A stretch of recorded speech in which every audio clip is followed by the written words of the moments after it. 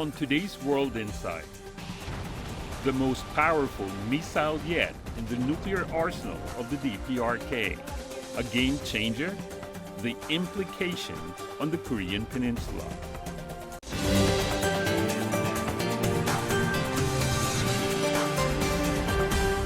Here's our host, Tian Wei. Hello and welcome to World Insight. I'm Tian Wei. The Democratic People's Republic of DPRK said last Friday that it successfully tested fire a new intercontinental ballistic missile called the Hwasong-17.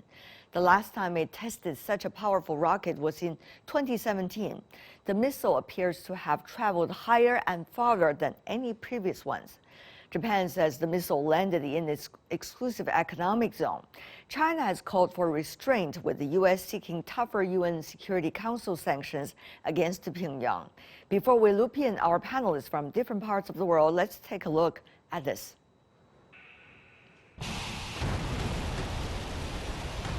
The Democratic People's Republic of Korea fired a new type of intercontinental ballistic missile, or ICBM, toward the East Sea on March 24. That's the first full capability launch of the nuclear-armed state's largest missile since 2017. It was the express orders of Kim Jong-un to carry out the test launch last Wednesday, and he visited the launching ground last Thursday to personally tend to the whole process.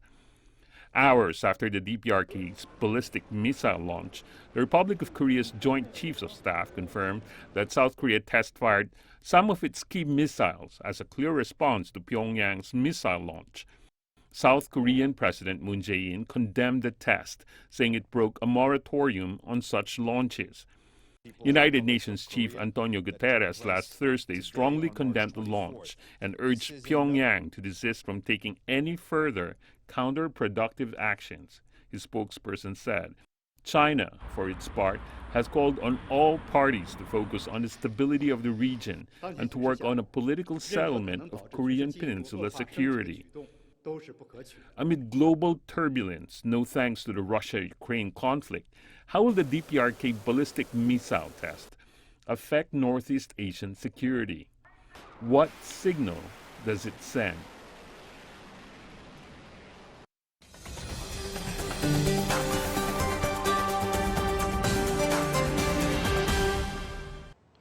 On the DPRK missile test and Northeast Asia security, we are joined by Min-Soo Kang, who is an associate professor of political science at Baruch College of the City University of New York. In Washington, D.C., Peter Kuznick, professor of history at American University. In Beijing, Rong Ying, vice president of CIIS, China Institute for International Studies. Gentlemen, welcome to the program. Now, the launch, which has been reported over the past 3 days, seemed to be DPRK's response to the latest situation of forever changes in the region and beyond. Professor from Boston, could you help me to understand, Mr. Kang, your thoughts? Right. North Korea's ICBM test last Friday is the suspension. In 2017, Kim Jong-un promised that North Korea will stop nuclear and ICBM missile launches, missile tests, so-called moratorium. But the last Friday launch highlights that North Korea officially get back to nuclear and missile test. So we need to understand this suspension of the moratorium, abolishing the moratorium, is very important in terms of understanding the North Korea's overall strategic posture in dealing with the United States.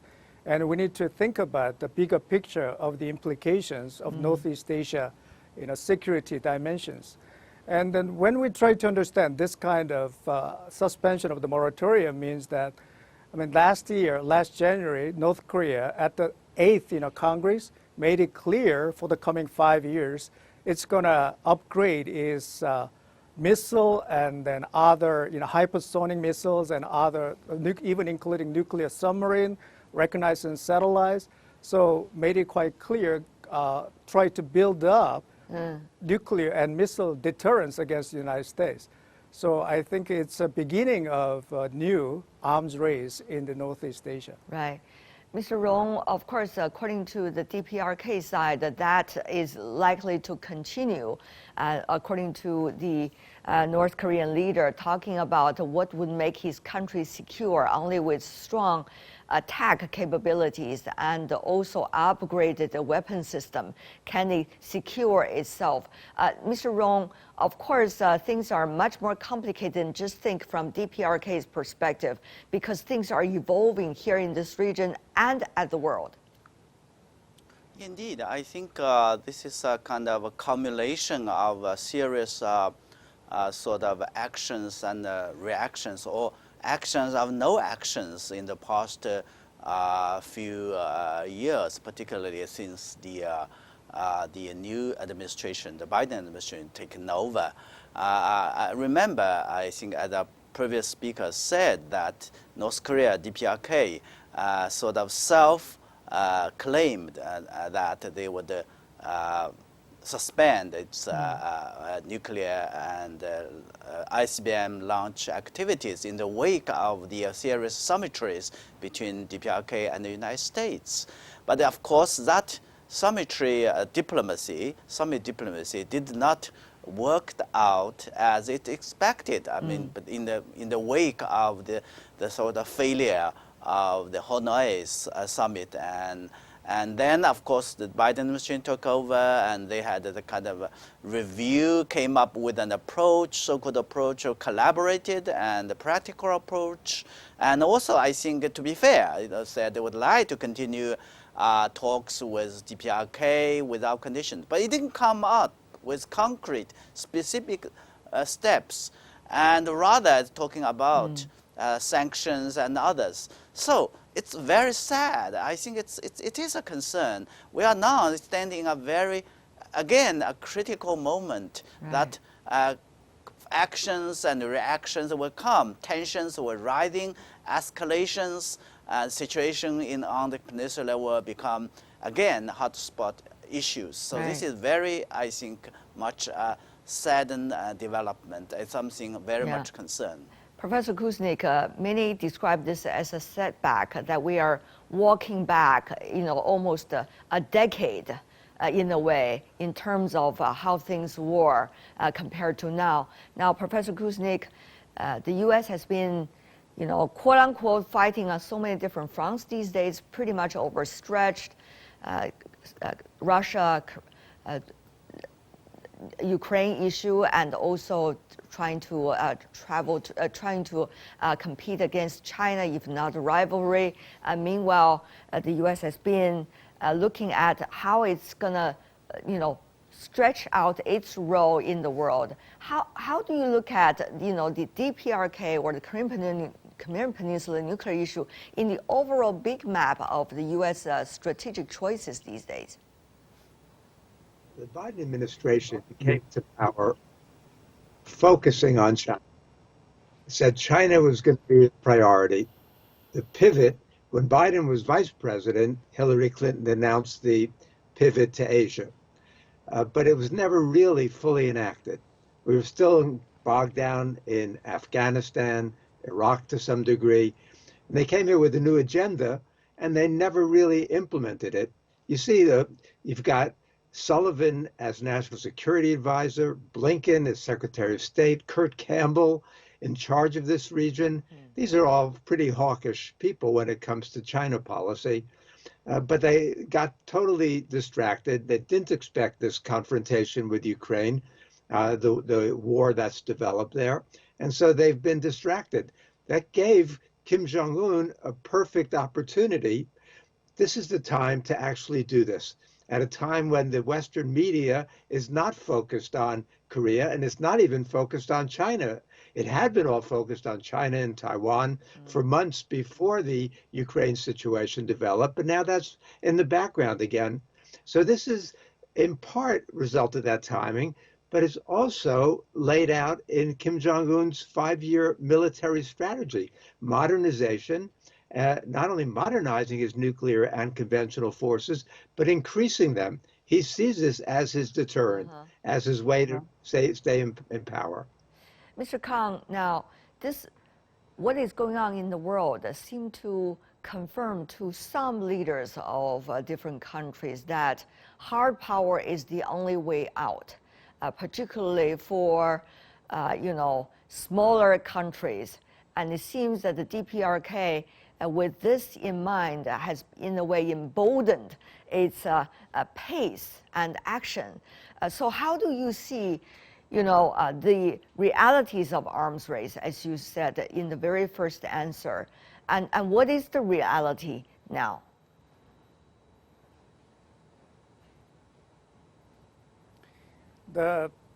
It's a systemic transformation, probably. We cannot understand what's going on right now.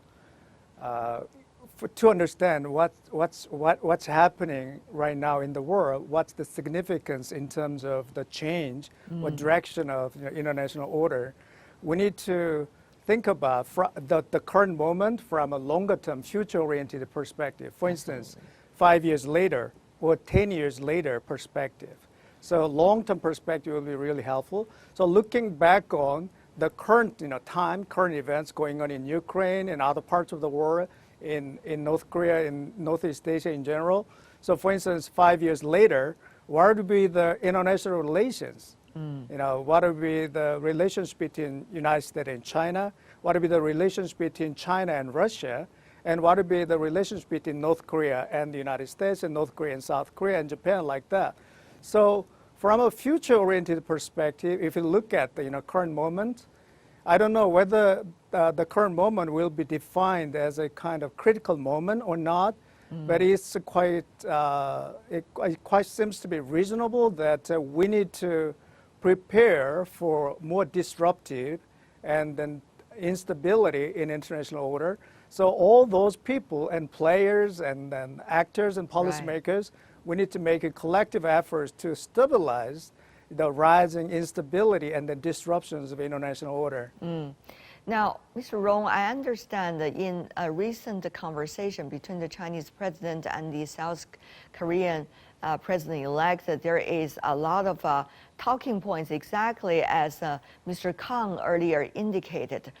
But things are, as you know, not limited to this region. Even if it is a Korean Peninsula nuclear issue, it's not about this region alone. It is really about a lot of the multilateral, bilateral relations elsewhere in the world that are actually defining what's going on here in this part of the world. So, Mr. Rong, how is China looking at the Korean Peninsula nuclear issue now with a new lens, with a new angle? Yeah, that's exactly I think China is arguing for. On the one hand, I think the nuclear issues on the Korean Peninsula had a long-term causes, a long, complicated history. And as far as North Korea is concerned, I think it's very much concerned about this security external threat, and so in other words, its legitimate security concerns has to be addressed. And if you look beyond this region, and then I think the question of security, how to achieve security, is very much in this context. And China has calling upon a kind of a security concept, comprehensive, cooperative, and also I think sustainable ones. In other words, security has to be indivisive. Security has not be achieved at the expenses of others. So if we bring all these sort of into contact, then one can naturally lead to a kind of a solution or possible solution that to address these issues, dialogue and diplomacy has to be the priority. So the choices and the sanctions and other means would not work. And this is exactly the history of the Korean Peninsula. The denuclearization issues, the political settlement issues, all things that have been talked about. Unfortunately, there are always been ups and downs, and there are always been, unfortunately, I think again, we are once again we are at the moment that escalation is possible, and tension will be building, and this is something I think that's why China is calling upon again have to, all the sides have to exercise calm, exercise cool-mindedness, and recommitted to talks and dialogues. Arms race in the region, how is that going to fall into the U.S. strategic thinking of this region? And how is Washington likely to play with that possibility? Professor Kuznick, of course, these are huge strategic issues to discuss. We cannot do that within 5 minutes. But where do you think the calculation is? Is it more an issue of not having enough time to take care of what's going on here, or lack of strategy to take care of what's going on here, or trying to wait for an opportunity for the U.S. to come in so that we'll always be at a strategically advantage point without really doing much? We have to remember how dangerous the situation was back in 2017, when the world thought that war between U.S. and North Korea was a real possibility. And then we backed away from that. We made some progress, but it's been almost 4.5 years, and nothing concrete has happened. The U.S. stopped some of its planned war games. North Korea stopped testing missiles and nuclear weapons, but the nuclear capability was already demonstrated. This new Hwasong 17 escalates that. This is a massive intercontinental ballistic missile. It can carry multiple nuclear warheads. The capability is greatly enhanced. However, this is still liquid fueled. So there's a lot more steps that North Korea needs to make in order to perfect its nuclear arsenal as a real deterrent. It's not quite there yet. And Kim isn't committed to doing so. The danger right now is we're in a world in flux. We're in the midst of an entire new global security architecture. Yeah. We see that Biden has rallied the Europeans, but he hasn't really rallied much of the rest of the world behind this new plan that he's got. And so with a new government coming in South Korea, the Yoon government, Yoon is very, very hawkish, very hostile to North Korea. He's talked about preemptive strikes. He's not somebody who wants to reach out the way Moon was reaching out. So that also puts North Korea in a position of wanting greater deterrence right now. So we're at a time, it's a very dangerous time in world history. The situation in Ukraine could easily boil over into a much broader kind of war, potentially nuclear war. And then this, on top of that, just is further destabilizing. And of course, the situation inside this region is also changing. The relations among the countries here also have been evolving very dramatically as we speak. Myung-Koo Kang, Peter Kuznick, and Rong Ying, we're going to continue our discussion about those points right after this break.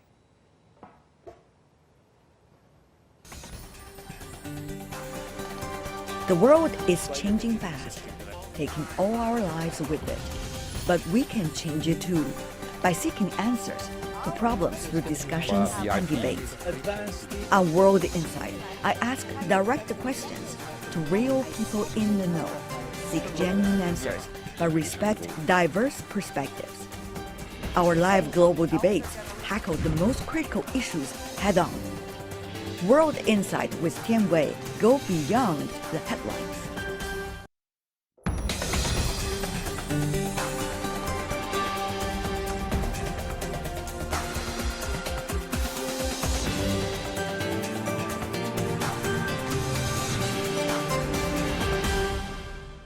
Welcome back. This is World Insight with me, Tian Wei. Our topic is DPRK's recent ICBM test and Northeast Asia security. Once again, we are joined by Myung-Koo Kang and Peter Kuznick, as well as Rong Ying. Gentlemen, welcome back. Now, what does that mean for having a new president, Mr. Kang, in South Korea, who are certainly having a very different idea of how to deal with Pyongyang, at least for now? What does that mean when the first test being fired by Pyongyang in shaping President Yoon's likely policy and strategy toward DPRK?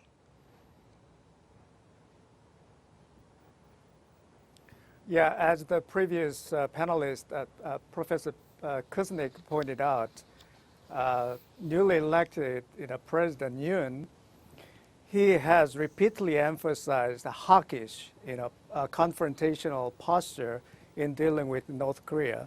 And he emphasized that he's going to strengthen trilateral military alliance, a relationship with the United States and Japan.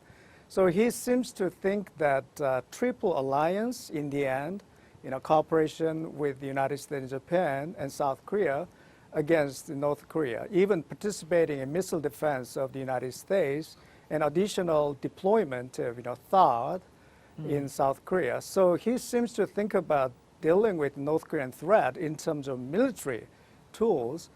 But I would emphasize that dialogue and diplomacy is more essential and critical at this kind of really difficult situation, because even under a military confrontation or even war situation, so-called backdoor diplomacy is quite essential, because in many cases the fundamental sources of conflict comes from misperception and misinformation and ultimately lack of trust. So build mutual trust between North and South Korea, between North Korea and the United States. So somewhat, a backdoor diplomacy and dialogue and continued communication is very, very essential. Yeah. For instance, I mean, right now, North Korea has been placed in a kind of, lockdown. Entire society has been locked down for the past 2 years, and then lack of vaccines and whatsoever. So it was a kind of self-imposed sanctions against, itself, right? So humanitarian aid or vaccine support kind of, backdoor dialogue and diplomacy will build a certain, minimum level of trust, and then that kind of communication is quite essential. Yeah. So I think the newly elected, South Korean President Yoon, Mr. Yoon, I hope he would be quite prudent and then try to understand the complication of the situation. Right. And instead of dealing with the North Korean threat, just relying on military tools, he needs to adopt more political and diplomatic and even economic other tools, and then the building minimum level of trust. That would be the first step he needs to pursue. Right. Professor Rong, talking about trust, which is a very crucial word mentioned by Mr. Kang repeatedly. Now, there is trust issue about DPRK and South Korea, trust issue about DPRK, Japan, certainly trust issue between DPRK and the United States. I know that you have been long involved in research about the six-party talks and many things. One of the reasons why it managed to be successful to a certain extent at certain time is the level of trust and the level of intense consultations taking place among the six parties. Now, Mr. Rong, how do you see what we are having today, the reality? Will we be able to still see some kind of minimum level of trust to make things go on a easier path? Well, I think, yeah, definitely the trust or the mistrust issue looms so large in this context. And as you rightly said, that in the past years and decades, I think whatever progress or that have been made in terms of dialogue and diplomacy is because I think the key word trust is being well managed. For example, over the past decades, I think various parties, when they conduct dialogue, they have agreed to adopt a kind of approach, so-called parallel approach, a word for word, action for action, and taking into account the difficulties, the complexities of the issues. They agreed that they have to pursue their goals in a phased and synchronized manner. All these sort of thinkings, all these practice has proved that being working, taking into account the importance of trust.